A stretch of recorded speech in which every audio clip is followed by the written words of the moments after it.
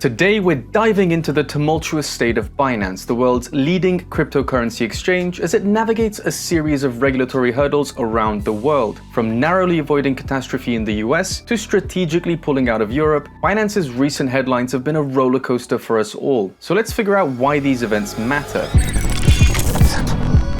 Over the past few years, global regulators have been a thorn in Binance's side to say the least. The exchange is still facing scrutiny and legal challenges in multiple jurisdictions. From France to the Netherlands, the UK and the US, Binance's operations and the leadership have come under the microscope. Some are calling for further investigations, while others are dismissive of the FUD. Perhaps the most significant development is Binance's recent run-in with the SEC. Accused of mishandling client funds and skirting US regulations, Binance found itself on the brink of a potentially disastrous lawsuit that could have led to a full-on freeze of the platform's US assets. Then, in a surprising turn of events, Binance and the SEC reached an agreement to keep customer assets onshore. But what does this mean for Binance US customers? Well, the agreement makes sure customer funds are safeguarded in exclusive digital repositories accessible through US exchanges. So for anyone with funds in Binance US, the platform can continue its operations for the time being. And although Binance are, quote, celebrating what is a crushing defeat for the SEC, one important detail is that Binance's US subsidiary BAM is now prohibited from transferring any assets or funds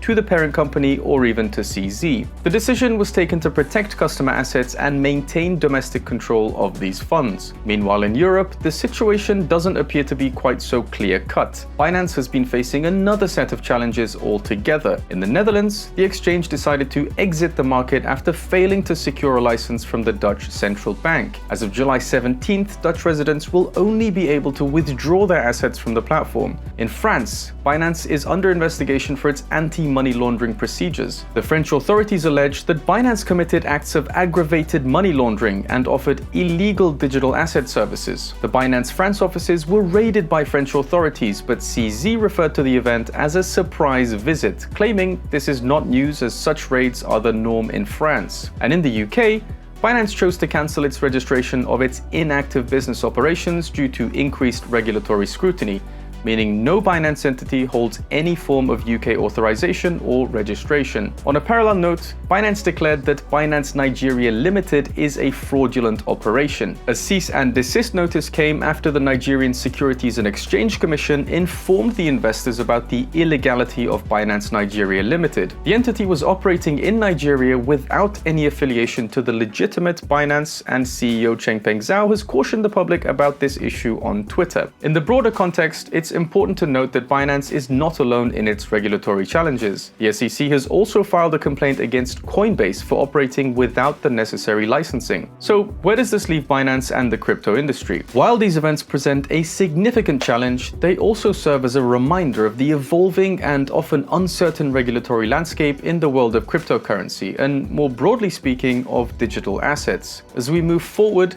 it's clear that exchanges, including the industry giants like Binance, will need to navigate these complexities carefully to maintain their operations and to uphold customer trust. And on that note, you're not alone if you feel that your funds could be safer if you took them off exchanges. We're releasing a hardware wallet series very soon, so subscribe and hit that bell button to learn all about what we think of the best hardware wallets on the market.